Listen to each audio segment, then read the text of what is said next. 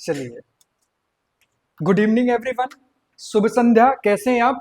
स्वागत है एक बार फिर से आप सभी का सक्सेस पॉइंट इंडिया चैनल के जीके क्विज कार्यक्रम में। प्रारंभ करते हैं आज की इस क्लास को। और आज की इस क्लास में पहला सवाल है आपके सामने कि भारतीय समाज को 7 वर्गों में विभाजित किसने किया था। ऑप्शन है आपके सामने, देखिएगा।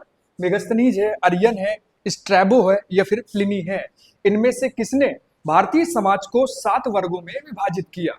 और सही उत्तर की बात करें तो सही उत्तर है आपका ए ऑप्शन, यानी मेगस्थनीज। मेगस्थनीज थे जिन्होंने भारतीय समाज को 7 वर्गों में विभाजित करने का काम किया। प्यारे अभ्यर्थियों, बात करें तो मेगस्थनीज जो कि चंद्रगुप्त मौर्य के राजदूत यानी कि दरबार में थे, सेल्यूकस निकेटर के राजदूत थे ये। तो मेगस्थनीज ने अपनी पुस्तक इंडिका में भारतीय समाज को 7 भागों में विभाजित किया। इन 7 भारतीय जो समाजों को जो विभाजित किया था, इन 7 वर्गों की बात करें तो प्रथम वर्ग में आपके दार्शनिक थे, दूसरे वर्ग में आपके कृषक थे, तीसरे में पशुपालक थे, चौथे में कारीगर थे, पांचवें में योद्धा वर्ग था, छठवें वर्ग में आपका निरीक्षक समुदाय था, तो वहीं 7वें वर्ग में आपका सभासदों का समुदाय हुआ करता था। प्यारे अभ्यर्थियों, बात करें तो उस समय जब मेगस्थनीज ने भारतीय समाज को 7 वर्गों में विभाजित किया, उस समय भारतीय समाज में दास प्रथा नहीं पाई जाती थी। दास प्रथा नहीं पाई जाती थी। यहां तक क्लियर हो गया? चलिए अगले प्रश्न की ओर चलें। और अगला प्रश्न है आपके सामने कि भारतीय राष्ट्रीय ध्वज को कब अपनाया गया था। एमटीएस 2019 ने पूछा है, भारतीय राष्ट्रीय ध्वज को कब अपनाया गया था। ऑप्शन देखिएगा, 12 जुलाई 1947, 12 अगस्त 1947, 22 अगस्त 1947 या फिर 22 जुलाई 1947। और सही उत्तर की बात करें तो सही उत्तर है प्यारे अभ्यर्थियों आपका 22 जुलाई 1947। 22 जुलाई 1947 यानी डी ऑप्शन आपका सही होगा यहाँ पे प्यारे अभ्यर्थियों। बात करें तो देखिए, संविधान सभा द्वारा 22 जुलाई 1947 को राष्ट्रीय ध्वज को अपनाया गया था। इस प्रस्ताव में कहा गया कि भारत का जो राष्ट्रीय ध्वज होगा वो केसरिया, सफेद और हरे रंग का होगा। और जो बीच में जो सफेद पट्टी है, इस सफेद पट्टी में गहरे नीले रंग का एक चक्र होगा, जो कि अशोक के सिंह स्तंभ से लिया गया है। प्यारे अभ्यर्थियों, बात करें राष्ट्रीय ध्वज की तो राष्ट्रीय ध्वज पर जो गठित तदर्थ समिति थी, इस तदर्थ समिति के अध्यक्ष आपके डॉक्टर राजेंद्र प्रसाद थे। अगले प्रश्न की ओर आ जाए तो अगला प्रश्न कहता है प्यारे अभ्यर्थियों आपका, जो कि सीजीएल 2020 में पूछा गया है कि भारत ने किस देश के साथ पंचशील संधि पर हस्ताक्षर किए। ऑप्शन सुनिएगा ध्यान से, चीन, नेपाल, बांग्लादेश या फिर पाकिस्तान। और सही उत्तर है आपका चीन। सही उत्तर होगा आपका चीन। भारत और चीन के बीच में प्यारे अभ्यर्थियों, भारत और चीन के बीच में जो पंचशील संधि पर हस्ताक्षर हुए, यह 29 अप्रैल 1954 को किए गए। 29 अप्रैल 1954 को पंचशील संधि पर भारत और चीन ने हस्ताक्षर किए। प्रधानमंत्री के रूप में भूमिका अगर देखी जाए प्यारे अभ्यर्थियों, तो भारतीय प्रधानमंत्री पंडित जवाहरलाल नेहरू और चीनी प्रधानमंत्री चीन के प्रधानमंत्री चाउ एन लाई ने शांति स्थापित करने के उद्देश्य से विभिन्न विषयों पर हस्ताक्षर किए थे। यहां तक क्लियर हुआ? अगले प्रश्न पर आ जाएं। एनटीपीसी 2020 से पूछा गया कि कोल्लेरू झील भारत के किस भारतीय राज्य में स्थित है। आंध्र प्रदेश, महाराष्ट्र, केरल या फिर राजस्थान। कोल्लेरू झील भारत के किस भारतीय राज्य में स्थित है? आंध्र प्रदेश, महाराष्ट्र, केरल या फिर राजस्थान। और बात करें प्यारे अभ्यर्थियों सही आंसर की, तो सही आंसर है आपका आंध्र प्रदेश। कोल्लेरू झील आपकी आंध्र प्रदेश में स्थित है। यह झील एक मीठे पानी की झील है प्यारे अभ्यर्थियों, जो कि कृष्णा और गोदावरी नदियों के बीच में स्थित है। 1999 में भारतीय वन्य जीव संरक्षण अधिनियम के अंतर्गत 1972 में इस कोल्लेरू झील को वन्य जीव अभयारण्य घोषित किया गया था। 1972 के तहत इसे वन्य जीव अभयारण्य घोषित किया गया। यहां तक क्लियर हुआ? 1972। अगले प्रश्न पर आ जाएं। आरआरबी ग्रुप डी 2021 ने पूछा कि आईआरसीटीसी का पूर्ण रूप क्या है। ऑप्शन देखिएगा, Indian railway central tourism corporation, Indian railway catering and transport corporation, Indian railway catering and tourism corporation या फिर Indian railway central transport corporation. और प्यारे अभ्यर्थियों, बात करें सही उत्तर की, तो सही उत्तर होगा आपका Indian railway catering and tourism corporation, यानी कि सी ऑप्शन आपका प्यारे अभ्यर्थियों बिल्कुल सही होगा। Indian railway catering and tourism corporation भारतीय रेलवे की एक अधिकृत वेबसाइट जिसका नाम आईआरसीटीसी है। आईआरसीटीसी के पूर्ण रूप की अभी हमने हाल ही में चर्चा की थी प्यारे अभ्यर्थियों। बात करें तो रेलवे टिकट बुकिंग जैसी चीजों को लेकर के, ट्रेनों में कैटरिंग सुविधा लेकर के और यात्रियों से संबंधित विभिन्न आवश्यकताओं की पूर्ति करने हेतु इस आईआरसीटीसी को रेलवे से संबद्ध किया गया था। प्यारे अभ्यर्थियों, बात करें अगले प्रश्न की, जो कि दिल्ली पुलिस 2022 में पूछा गया कि मुद्रा का प्राथमिक कार्य क्या है। विनिमय का माध्यम, डेबिट कार्ड का आधार, वस्तु का भंडार और आय वितरण का आधार। कौन सा उत्तर प्यारे अभ्यर्थियों आपका सही है? मुद्रा का प्राथमिक कार्य क्या है? तो मुद्रा के प्राथमिक कार्य की बात करें तो मुद्रा का प्राथमिक कार्य होता है आय वितरण का आधार। आय वितरण का आधार का तात्पर्य यह है कि कुल मिलाकर के मुद्रा की सहायता से वस्तुओं या सेवाओं का आपस में क्रय विक्रय करना, यानी मुद्रा का प्राथमिक कार्य यह हुआ कि यह विनिमय के माध्यम का कार्य करती है।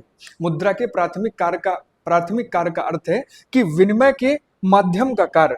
आय वितरण का आधार, आय वितरण के आधार को लेकर के वस्तुओं और सेवाओं के बीच में खरीद फरोख्त होगी, क्रय विक्रय होगा। यहां तक क्लियर हुआ? अगले प्रश्न पर आ जाएं और अगला प्रश्न है आपके सामने कि राजा राम मोहन राय द्वारा निम्न में से कौन सी पुस्तक लिखी गई है? Arctic home in the Vedas, या फिर ग्लिम्स ऑफ वर्ल्ड हिस्ट्री, या फिर गिफ्ट टू मोनोथिस्ट, या फिर ऑल मैन आर ब्रदर्स। राजा राम मोहन राय द्वारा लिखी गई एक पुस्तक प्यारे अभ्यर्थियों जो कि अनेकेश्वरवाद पर आधारित है। एक ईश्वर नहीं बल्कि अनेकेश्वरवाद पर आधारित है। Gift to monotheist, gift to monotheist आपका बिल्कुल सही आंसर होगा प्यारे अभ्यर्थियों, जो कि राजा राम मोहन राय द्वारा लिखी गई है।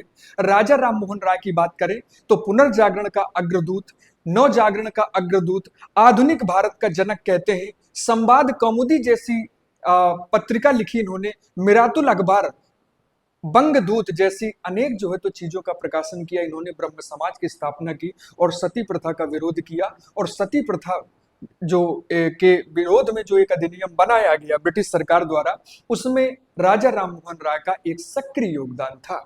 अगले प्रश्न की ओर चले और अगला प्रश्न उत्तर प्रदेश पुलिस कांस्टेबल 2019 में पूछा गया कि निम्न में कौन सा यूपी पुलिस विभाग की चयन प्रक्रिया के चरणों में से एक नहीं है?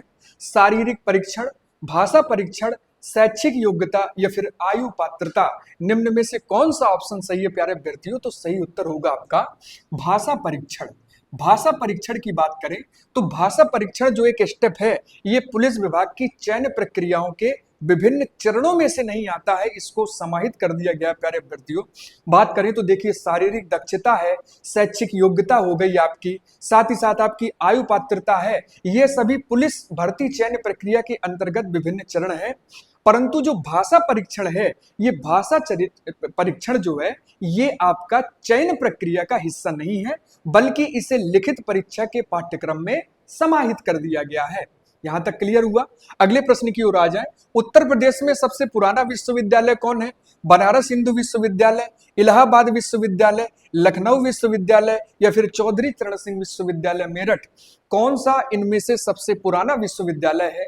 तो प्यारे अभ्यर्थियों, बात करें तो सबसे पुराना जो विश्वविद्यालय है आपका, वो है आपका इलाहाबाद विश्वविद्यालय। एयू के नाम से जानते हैं। इलाहाबाद में स्थित आपका इलाहाबाद विश्वविद्यालय। बात करें इसकी स्थापना की तो 1887 में स्थापना हुई थी इसकी। 1887 में 1887 में स्थापना हुई थी, हमेशा याद रखिएगा। बनारस हिंदू यूनिवर्सिटी की बात करें तो इसकी स्थापना आपकी 1916 में हुई थी। बात करें लखनऊ विश्वविद्यालय की तो लखनऊ विश्वविद्यालय की स्थापना 1921 में हुई थी। और बात करें चौधरी चरण सिंह विश्वविद्यालय मेरठ की तो इसकी स्थापना आपकी 1965 में हुई थी। तो सबसे पुराना विश्वविद्यालय हो गया आपका इलाहाबाद विश्वविद्यालय। यहां तक क्लियर हुआ? आते हैं आज के करंट अफेयर क्वेश्चन में। तो देखिए, पेमा खांडू हाल ही में किस पूर्वोत्तर राज्य के सीएम बने हैं? अरुणाचल प्रदेश, असम, मणिपुर, या फिर मिजोरम? और सही उत्तर होगा प्यारे अभ्यर्थियों आपका अरुणाचल प्रदेश। अरुणाचल प्रदेश भारतीय पूर्वोत्तर राज्य के जो सीएम बने हैं, मुख्यमंत्री पद के रूप में जिन्होंने शपथ ली है पेमा खांडू द्वारा। तो देखिए, मुख्यमंत्री पेमा खांडू ने 13 जून 2024 को ईटानगर के डीके स्टेट कन्वेंशन में लगातार तीसरी बार शपथ ली है एक मुख्यमंत्री के रूप में प्यारे अभ्यर्थियों। इसके अतिरिक्त उनके जो मंत्रिपरिषद है, तो मंत्रिपरिषद अपने कार्यकाल के पहले 100 दिन के अंदर अंदर विकास की रूपरेखा तैयार करने के लिए एक बैठक का आयोजन करेगी। ऐसा डीके कन्वेंशन सेंटर में इस बात को कहा गया है, जहां पर पेमा खांडू ने अरुणाचल प्रदेश के तीसरे मुख्यमंत्री के रूप में शपथ ली है। यहां तक क्लियर हो गया। अगले प्रश्न पर और अंतिम प्रश्न पर आ जाए तो पूछा गया कि हाल ही में खबरों में रहा जोशीमठ किस राज्य में स्थित है। जोशीमठ किस राज्य में स्थित है, तो सही उत्तर होगा प्यारे अभ्यर्थियों आपका उत्तराखंड राज्य में स्थित है। आपका प्यारे अभ्यर्थियों केंद्र सरकार ने चमोली में जोशीमठ का नाम बदल के, इसका स्क्रीनशॉट लीजिएगा आप लोग, तो देखिए केंद्र सरकार ने क्या किया कि केंद्र सरकार ने चमोली में जोशीमठ का नाम बदल करके ज्योतिर्मठ और नैनीताल में कोसिया कुटेली तहसील का नाम बदल करके श्री कैची धाम करने की मंजूरी प्रदान की है। ये परिवर्तन उत्तराखंड में धार्मिक और सांस्कृतिक महत्व को दर्शाता है।